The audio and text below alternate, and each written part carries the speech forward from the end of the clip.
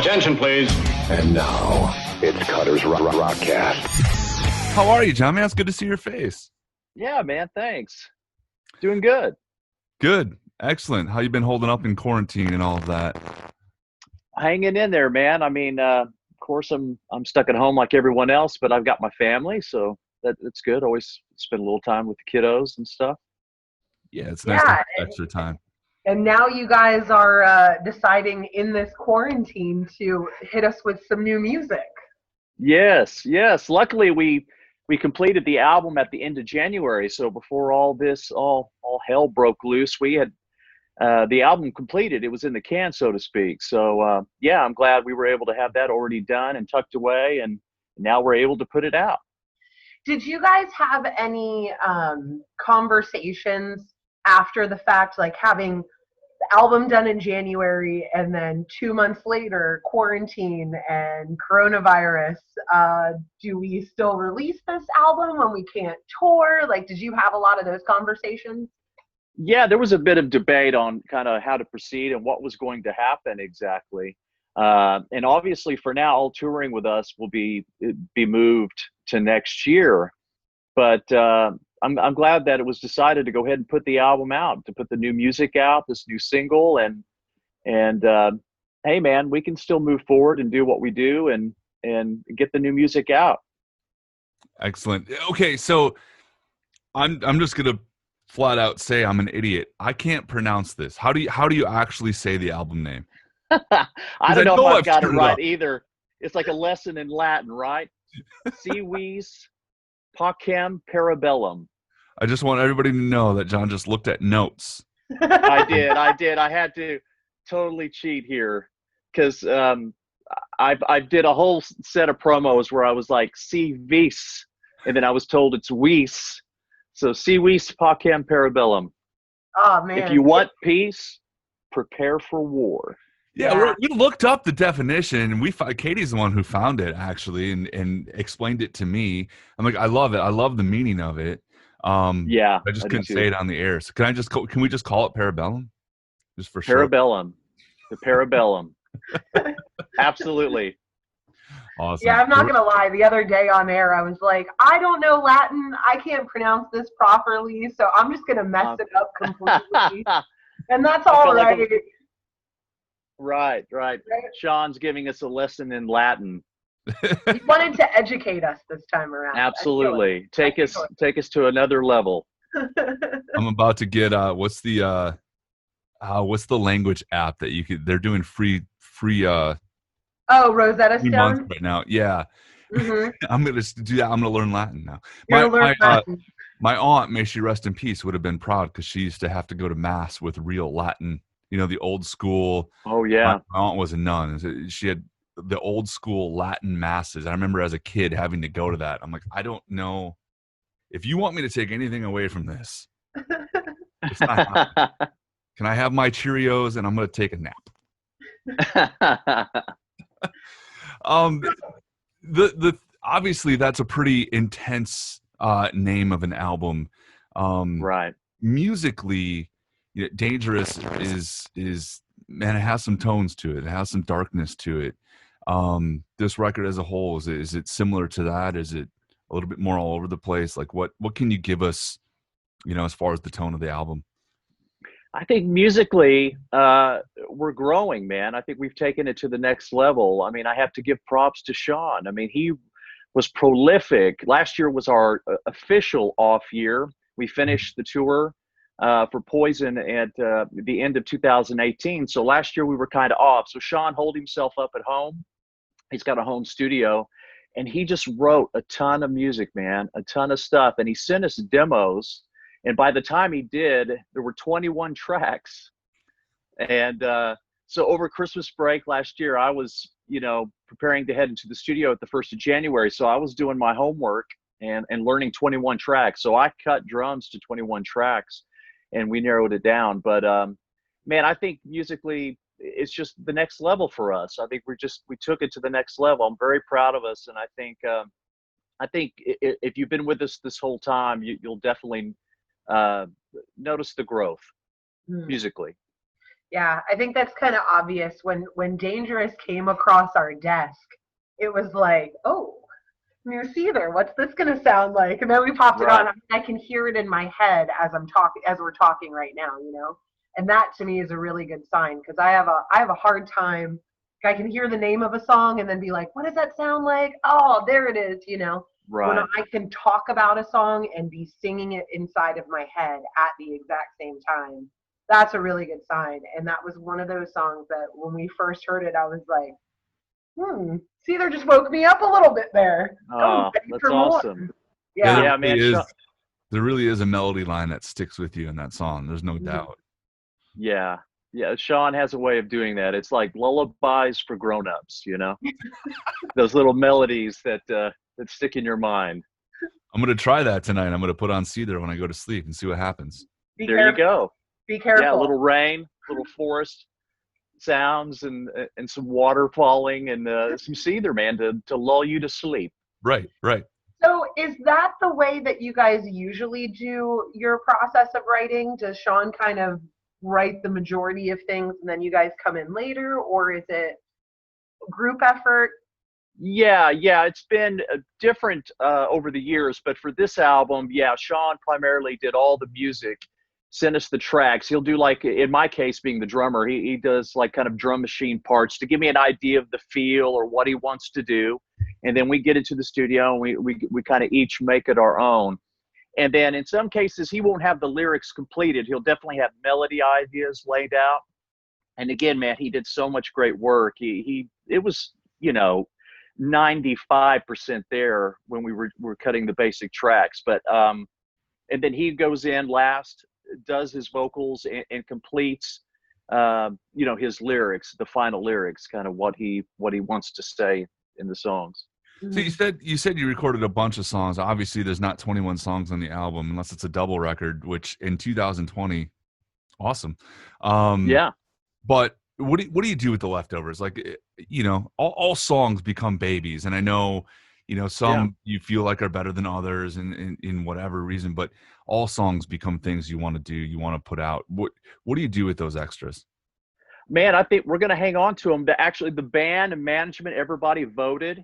And there were a couple of tracks for me that, didn't make the cut, which hopefully they will see light of day at some point, man. I think it was all really strong. And for those 21 that I mentioned, Sean narrowed down apparently a master list. I mean, he wrote, again, man, so prolific.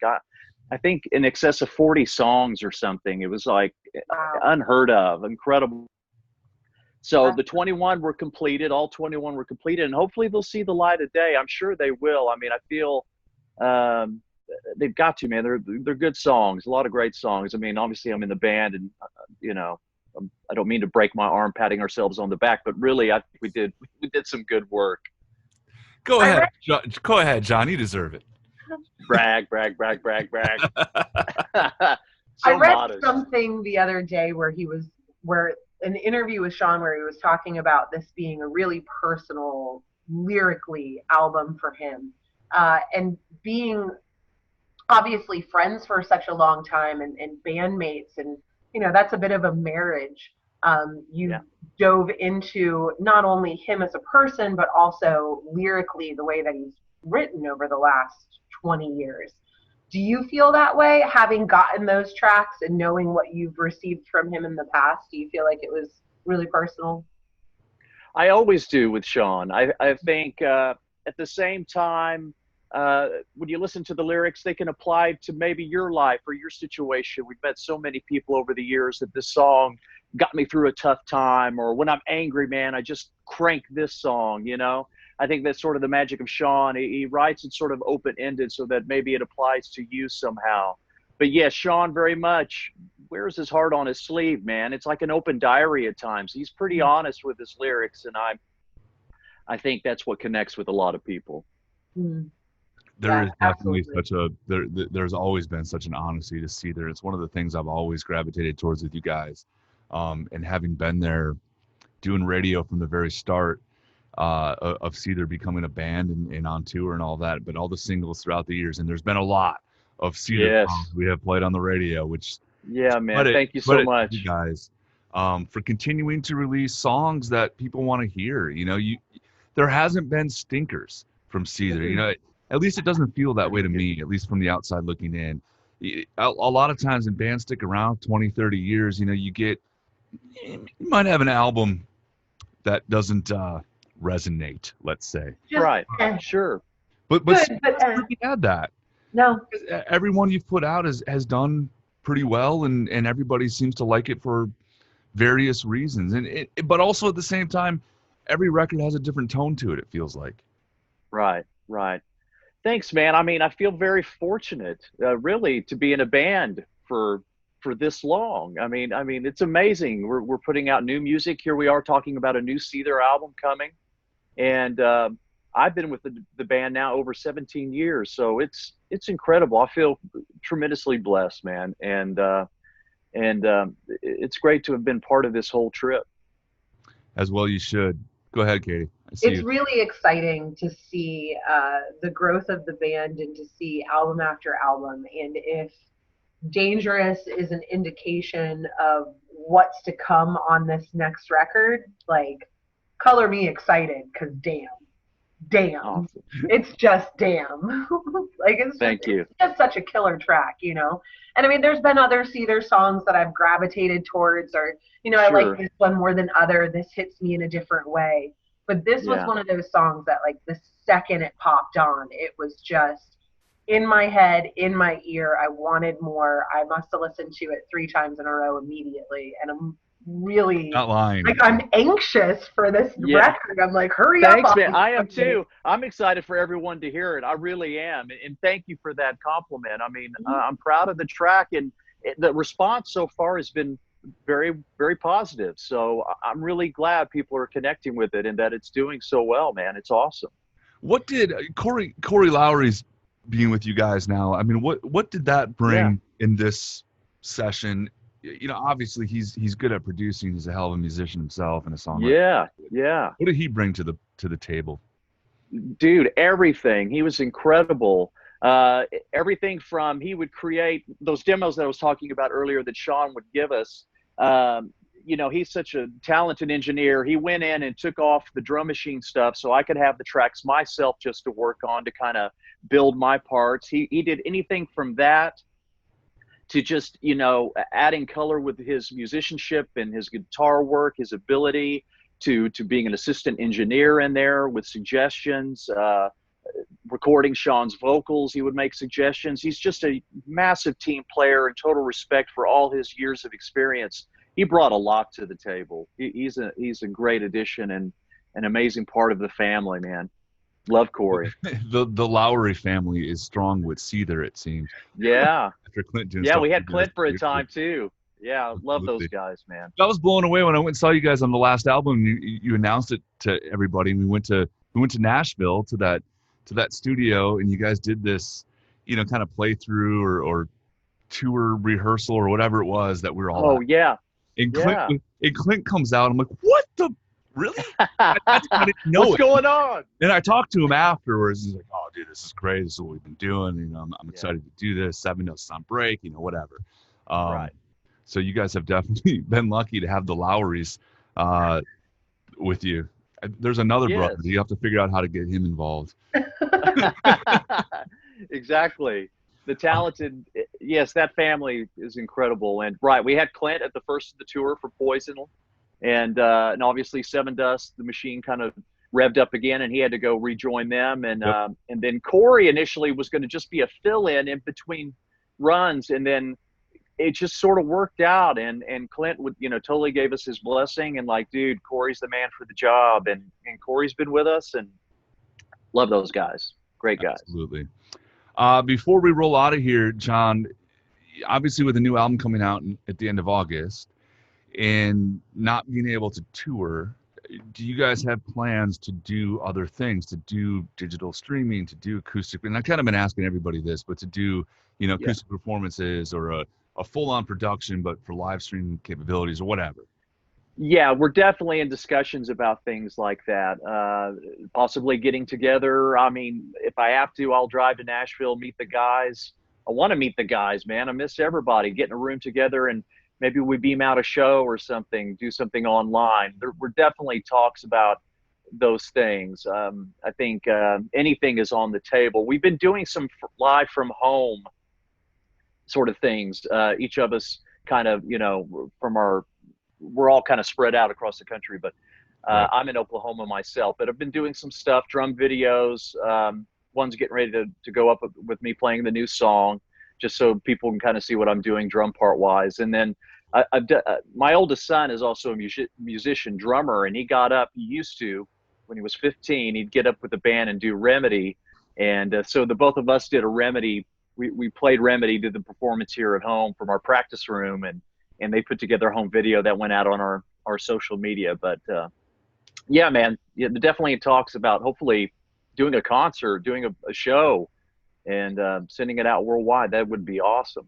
That'd be amazing. We'd love to see that for sure. I mean, obviously, we just want to see everybody back on the road. Yeah. But watching you guys play some new stuff on the road would be a really exciting moment. So hopefully that'll happen sooner rather than later. That's right. That's Never right. thought all my concert experiences would happen in my bedroom now, but that's fine. I know. I mean, I appreciate the closeness to the bathroom and snacks. Sure. But, sure. I do appreciate that. And I appreciate weather is not really an issue. That's awesome. Right. But, Right. there's something special about the atmosphere of a concert. And Yeah. I know, like, for us all who are in the industry, there's something special about being in the backstage area and just watching so many people and all the things that go into putting a show on. It's really just fun to watch. Yeah, I'll never take it for granted again. I will tell you that. Never. I mean, and being in a band, it goes without saying, that's what we do. That's our lifeblood. It's touring. We put out an album. We go out. We play shows. So I miss it. I miss it so much, and I know everyone else does too. But thank you. Yeah, it's those people behind the scenes too, right? Our crew, and the people that help us out. Yeah, I miss everybody, man. That's our family. That's our extended family. Our crew and being out on the road and doing our thing. And I miss everybody. I miss doing what we do. Yeah. Well, as long as we can all hunker down and get through it, we'll be back to it in no time. That's it. We'll be ready for you. When everything opens back up, we'll be ready for Seether. Thank you. Green Bay We is will ready, too. period. New album, which I'm only going to call Parabellum. Si Vis Pacem, Parabellum. See, I didn't even look this time. Yeah, Practice. It will be out August 28th. Now I have to get it in August 28th. That's correct. And of course, the new song "Dangerous" available everywhere. Dude, thank you so much, man. I appreciate your time, John. Thank you. Thank you so much, Sean. Cutter's Rockcast. Don't forget to tune in. Exactly.